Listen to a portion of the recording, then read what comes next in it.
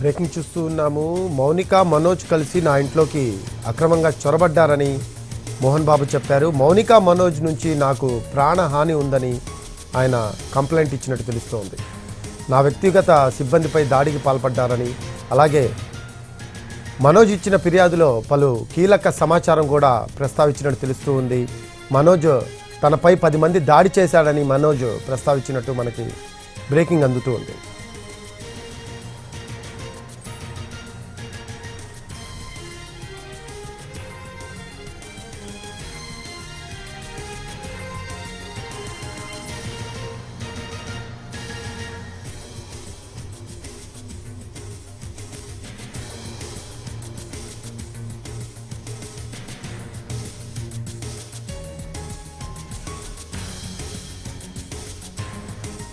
మోహన్ బాబు స్టేట్మెంట్కి సంబంధించి మౌనిక మనోజ్ కలిసి దౌర్జన్యానికి పాల్పడుతున్నారని, వారి వల్ల నాకు